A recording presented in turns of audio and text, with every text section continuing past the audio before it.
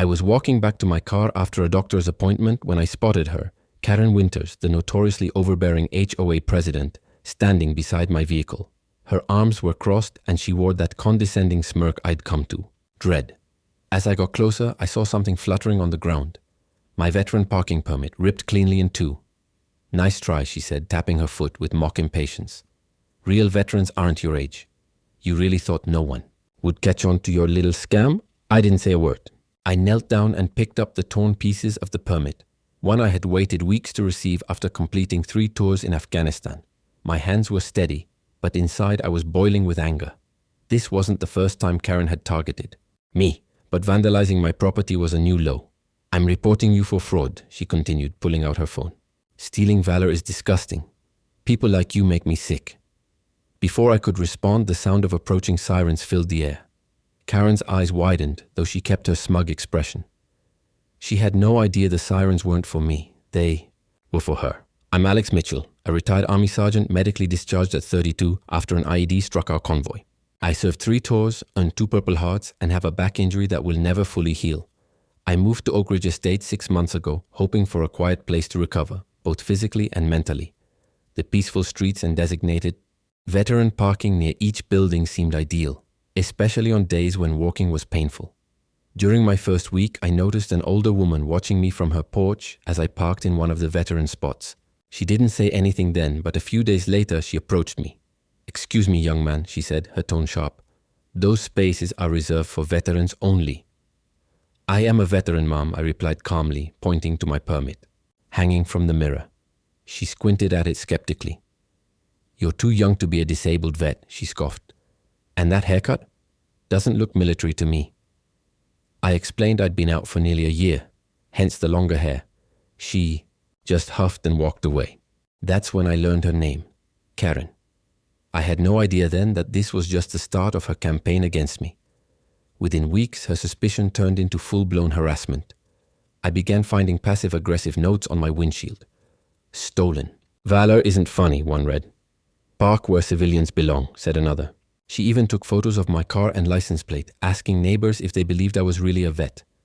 I tried to reason with her, showing her my military ID, calmly explaining my service. She dismissed it.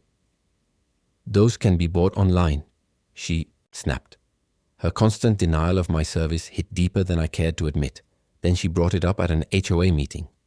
"We have someone in Building C fraudulently using a veteran permit," she announced. "I propose we require proof of service for all who use those spots." Some neighbors looked uneasy, but no one challenged her. After the meeting, a Vietnam vet quietly came up to me. "Don't let her get to you, son," he said. "Some folks just need control." Then came the Wednesday afternoon that changed everything. I had just finished physical therapy and was returning to my car when I saw Karen at it again, this time leaning into my window and yanking the permit from the dash. She snapped it in half with a look of grim satisfaction. "What are you doing?" I shouted, quickening my pace despite the pain. She turned, startled, but quickly recovered. "I'm protecting real veterans," she declared loudly. "You shouldn't be taking spots from those who actually served." "I am a disabled vet," I said firmly, keeping my voice steady despite my fury. "And you just destroyed my property." "Prove it," she sneered. "Show me your scars. You walk just fine. Too fine to need special parking." What Karen didn't realize was that a young woman on a balcony nearby had been recording the entire scene. She also didn't seem to notice how loud she was being as she ranted on about my age, my appearance, and her intention to have me kicked out of the neighborhood for what she believed was fraud. I took a deep breath and made a decision. I was done trying to reason with unreasonable people. "Ma'am," I said calmly, "what you just did is destroy personal property. That parking permit was issued to me by the Department of Veterans Affairs. Tearing it up isn't just vandalism. It also violates federal protections for disabled veterans." Karen's face turned a deep shade of red. "Are you threatening me? I'm the HOA president." "I'm not threatening you," I replied evenly. "I'm simply informing you of the law, and I'll be reporting this incident to the proper authorities." Just then, the woman on the balcony who had witnessed the whole encounter called down, "I recorded everything, sir. She clearly destroyed your permit. Would you like me to send you the video?" Karen snapped her head upward, her confidence faltering for the first time. "You can't record me without my consent. That's illegal." Not in a public space, I said, thanking the neighbor as she emailed me the footage.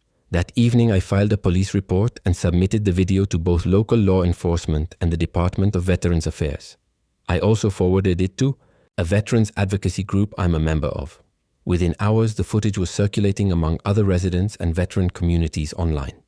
The next morning, 2 police officers knocked on my door to take a formal statement. They had already spoken with neighbors who confirmed Karen's pattern of harassment. While I was speaking with the officers, I noticed another one approaching Karen's home. I watched from my window as she tried to talk her way out of it, gesturing frantically and repeatedly pointing toward my apartment.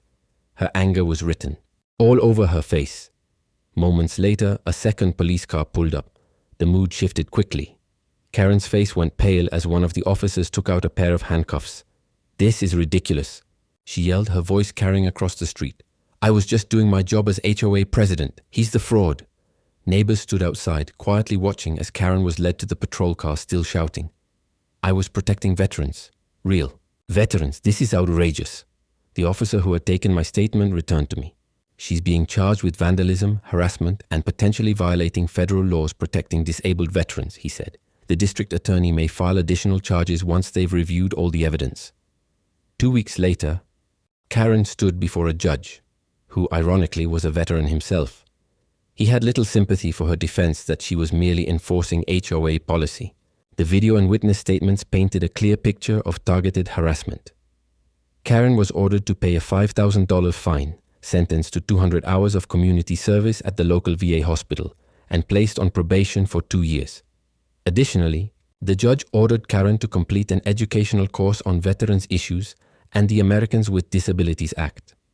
The look on her face as the sentence was read, pure shock and wounded indignation, is something I won't soon forget. "But I was right," she blurted out in disbelief, her voice echoing through the courtroom. Her attorney leaned over and whispered urgently, trying to quiet her. "This will ruin my reputation," she added, as if she were the one wronged in all of this. But by then, it was clear to everyone. The damage she had done to others and to herself was undeniable.